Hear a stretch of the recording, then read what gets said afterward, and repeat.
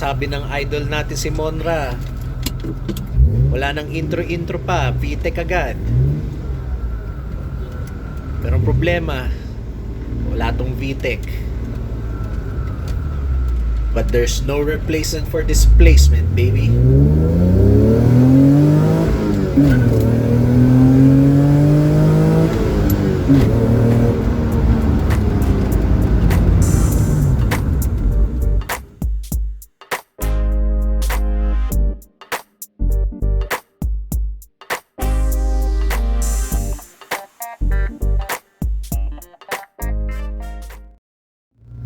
Hi guys, this is John Callum from KHL Motorsport. We're driving the Hyundai Elantra Project Elantra V6 right now. We're making this video to basically discuss why did we consider and really push through with engine swapping a Hyundai V6 engine from Hyundai Tuscany or Hyundai Tiburon into this 1998 Elantra J2 chassis. We've taken it to 2 autocross events and 1 hill climb. Some of those events are on our YouTube channel. Please do check them. Please do check out the Project Elantra playlist. It'll be on the card, maybe somewhere here or there, wherever. You know, no one takes a second look at this car because it looks like a piece of shit, to be honest, externally. We haven't had it painted yet, and it might take some time before we work on the exterior. But when some people see it run, they're like, oh, holy shit. They really go to the car. That has happened in the 3 times that we have raced this car. It's really the performance that this particular V6 engine provides that really makes people look. And of course the sound, it doesn't sound like a 4-cylinder like a typical Honda or Toyota or whatever. I mean the typical economy cars that race in these grassroots motorsport events. The end result, we're pretty satisfied. So first we kind of have to start with the purpose of the car in itself, you know. This car has some sentimental value to me. Not some, a hell of a lot, to be honest. The thing is, I do not want to drive a stock Elantra. I have another one. Actually, I have practically 2 other Elantras that I could drive around if I just wanted a stock driving experience. So I wanted to make this car a little bit special, because it is a special car to me anyway, due to the emotional attachment that I have with it. Of course, this is a street car, but we want to go racing also a little bit sometimes. Maybe take it to autocross, slalom, gymkhana, circuit. A nice car, a comfortable car that will get us to the racing venues and back without much fuss, and pretty competitive with the Honda hatchbacks with the B16, B20 engines. You know, not necessarily faster than them, but at least, you know, keep up on a straight line. So that's basically the design brief. But the question is, why this particular engine? I wanted to keep it, you know, straight KDM, as they say, straight Korean, you know. Korean car, Korean engine. And Korean engines aren't so bad, you know, but the engines of this generation, of this car's generation, and maybe a step model change after this generation is more economy oriented, to be honest. Their design, they didn't really care about performance. So when Hyundai wanted to bring up a competitor in the sport compact car market in the US back in the early 2000s, the early noughties, when they developed the 2nd generation Tiburon, they just put in an SUV engine, which was the 2.7 liter G6BA Hyundai Delta engine. I mean, since it's an SUV engine, it's dead reliable, but it doesn't rev beyond 6,500 RPM. 6,500 RPM is the freaking fuel cut of this engine. not a rever, but it sounds good. Of course, it has power. It's 172 horsepower at the crank. So it's more than equal to the Honda V16A, as found in the Honda SIR, Honda Civic SIR in the Philippines. But what really makes it sporty is not really the engine, because it's an SUV engine. What makes it special is the transmission. The Hyundai Tiburon was available with a 6-speed manual gearbox. It's the same manual gearbox as found in the Nissan Sentra SER Spec V, made by Aichi, I think. It has fantastic ratios for this engine. Fantastic, perfect ratios. The perfect first and second gears for autocross. The final drive is really perfect. Not too short, not too long. We'll probably show the gear ratio spec somewhere in this video.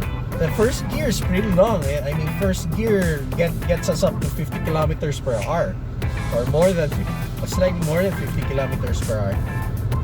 So that's plenty enough for the tight tracks, for many parts of the tight tracks of the typical slalom autocross gymkhana races that we have.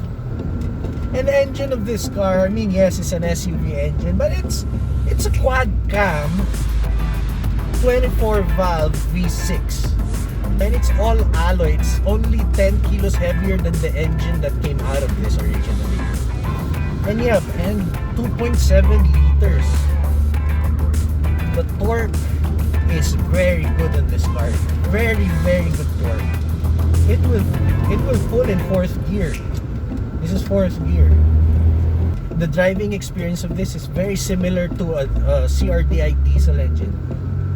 I've had 2 of those cars as daily drivers. The low-end response of those diesels, well, were fantastic.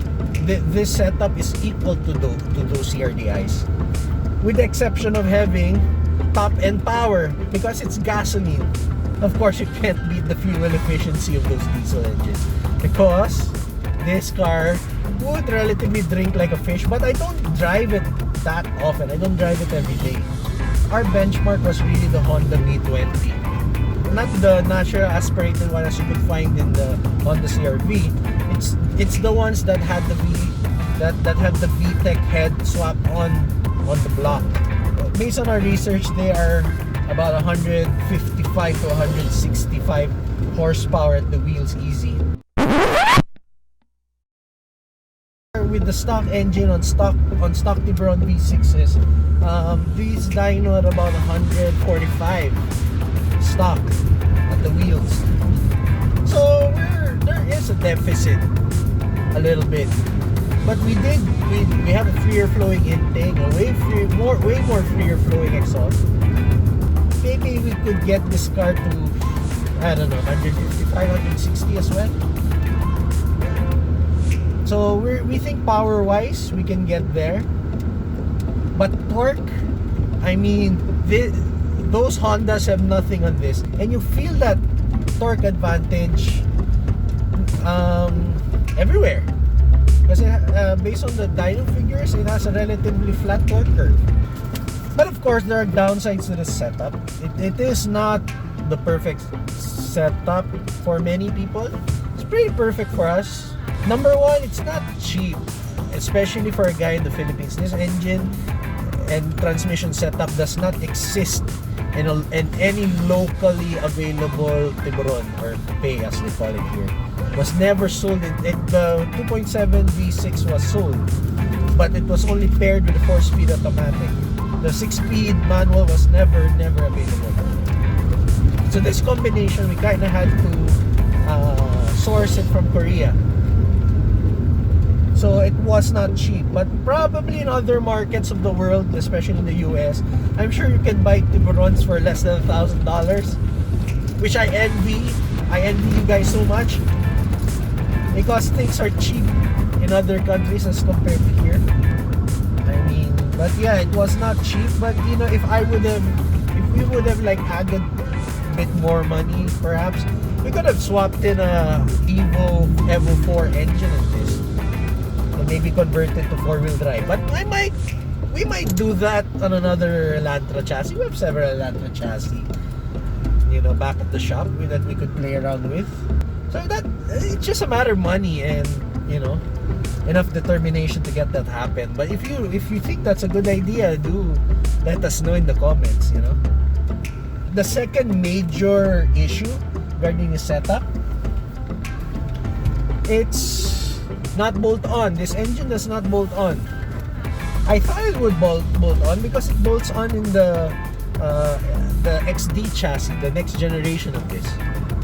It bolts on to that. But for the J2s, it doesn't bolt on at all. Nothing, no existing engine support works. You can see it on our previous videos. Everything has to be modified. Everything. But it fits and it works. We still have to work on a few things to get this 100% reliable. It kind of overheats when you push it hard. So we're gonna work on the radiator. But aside from that, it drives very nicely. The aircon's cool. We're also planning to revise the suspension of this, so hopefully it'll become a bit more comfortable. And aside from that, a paint job. That's it. That's all this car needs, and it'll be done. I mean, that was our thought process regarding building this Elantra, and I hope that you guys enjoy this video. If you really like what you see, please don't forget to subscribe to our YouTube channel. If you have any questions, please do comment. We try to reply to every decent comment that we get. So anyway, we've arrived at our destination for the day. We're gonna do some shopping, and hope to see you guys in the next video. Thank you very much, and God bless, and keep safe. We're still not over from this crisis. You can see I'm wearing my protective gear, so to speak, and yeah, see you guys next time.